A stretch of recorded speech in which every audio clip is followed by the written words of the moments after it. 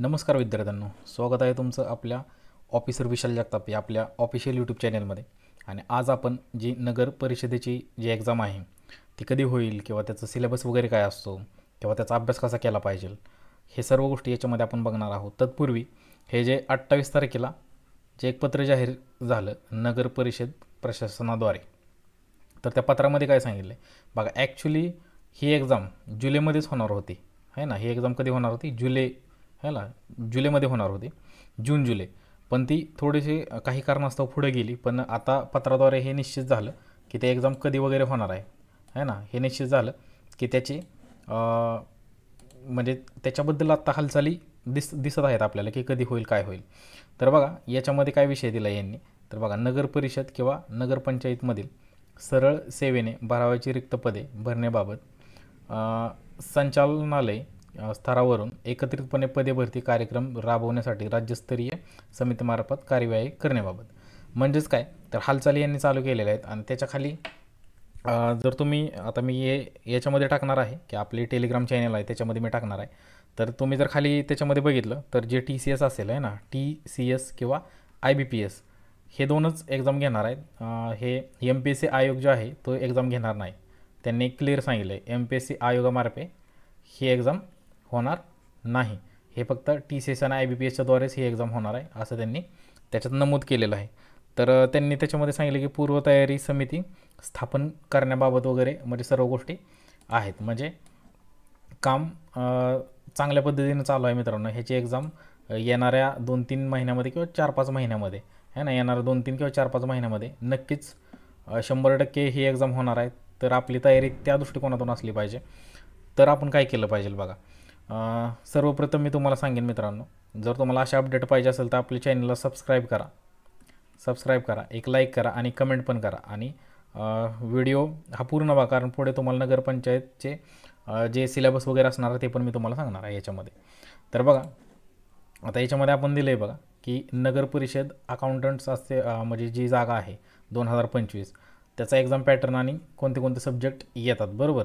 आणि याच्यामध्ये हे पण एक महत्त्वाचं मी नमूद करतो आहे की महाट्रान्सकोचे जे विद्यार्थी आहेत त्यांनी ही एक्झाम टार्गेट करावी, कारण ही खूप जबरदस्त एक्झाम आहे आणि त्यांच्यासाठी खूप फायदेशीर एक्झाम आहे, बरोबर. तर बघा, जास्त वेळ न घालवता आपण व्हिडिओवरती जाऊयात. तत्पूर्वी तुम्हाला मी सांगितलेलंच आहे की आपल्या चॅनलला काय करा, सबस्क्राईब करा जर तुम्हाला व्हिडिओ अशाच अपडेट पाहिजे असेल तर. बघा आता याचा एक्झाम पॅटर्न कसा असतो नेमका. बघा, एक्झाम पॅटर्नमध्ये काय असतं मित्रांनो, तर पेपर 1 असतो तो कॉमन फॉर ऑल असतो, आहे ना. म्हणजे जी नगर परिषद आहे ते भरपूर एक्झाम असे कंडक्ट करते, फक्त अकाउंटंटच नाही तर त्याच्यामध्ये क्लेरिकल वगैरे हे सगळ्या गोष्टी त्याच्यामध्ये इन्वॉल्व असतात. पण मग ती जी पहिली एक्झाम घेतली जाते ती कॉमन फॉर ऑल असते. म्हणजे सगळ्यांना हे एक्झाम द्यावी लागते, म्हणजे सगळ्यांना तेच क्वेश्चन वगैरे म्हणजे येऊन जातात.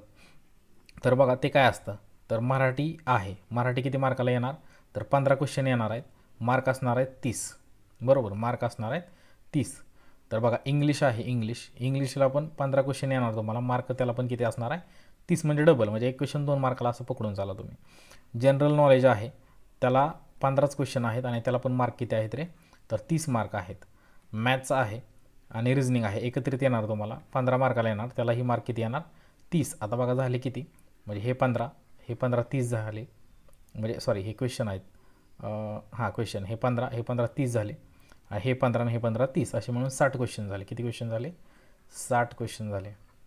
बघा 60 क्वेश्चन आणि टोटल किती मार्काचा आहे, तर 100 मार्काचा आहे. आणि राहिलेला मग जो पेपर 2 आहे तो अकाउंट स्पेसिफिक असेल. म्हणजे तुम्ही साहजिकच आहे बी कॉम करून हा फॉर्म भरणार आहे, बरोबर. BCOMच्या याच्यावरती हा फॉर्म येतो, हा फॉर्म BCOMच्या याच्यावरती आपण भरणार.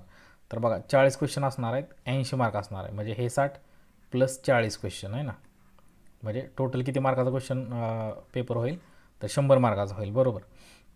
तर बघा टोटल 100 क्वेश्चन येतील आणि त्याला मार्क्स किती असतील रे, 200. आणि टोटल 2 तासाचा पेपर होईल, 120 मिनिट. टोटल किती मार्काचा पेपर होईल, तर 200 मार्काचा तुमचा पेपर होईल. तर बघा याची स्ट्रॅटर्जी वगैरे कशी असली पाहिजे, तर याची तुम्ही स्ट्रॅटर्जी कशा पद्धतीने केली पाहिजे. बघा, प्रिपरेशन स्ट्रॅटर्जी. आता ही जी स्ट्रॅटर्जी आहे ती कशी केली पाहिजे बघा. जो पेपर 1 आहे, पेपर 1साठी तुम्ही काय केलं पाहिजे बघा. डेली GK पण तुम्हाला करायचे, त्याचे पण 1-2 क्वेश्चन पडणार आहेत करंट अफेअर्स, म्हणजे त्यालाच आपण म्हणतो. त्याचे पण 1-2 क्वेश्चन तुम्हाला तिथं बघायला भेटतील. मग तुम्हाला डेली जी के करायचे आहेत करंट अफेअर्स आत्तापासूनच मित्रांनो चालू करायचं. जर आत्तापासून नाही चालू केलं तुम्ही तर मग निश्चितच तुम्हाला रिग्रेट होईल नंतर. त्यामुळे तुम्ही आत्तापासून चालू करा, हा तर माझा तुम्हाला सल्ला राहील. पुढं आहे बघा की मराठी ग्रामर तुम्हाला चालू करायचं आहे आत्ताच, प्लस इंग्लिशची प्रॅक्टिस आत्तापासूनच चालू करायची आहे तुम्हाला.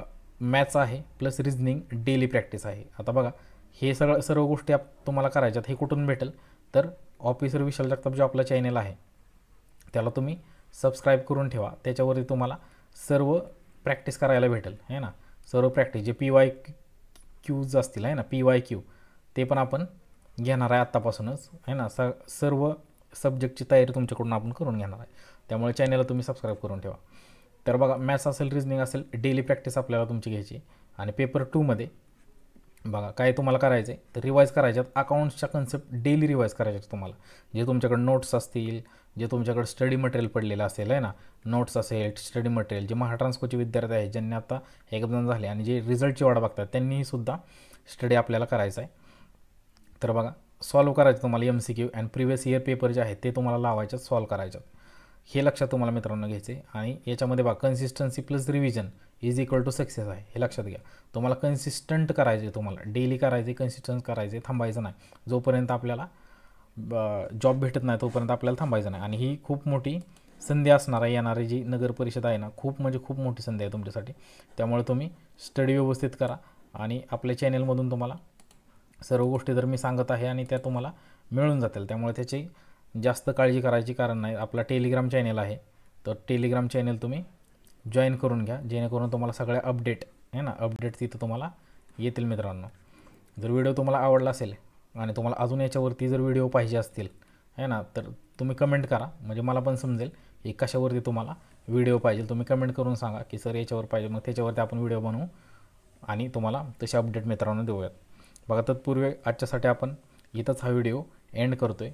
भेटूयात मित्रांनो पुढच्या व्हिडिओमध्ये. धन्यवाद.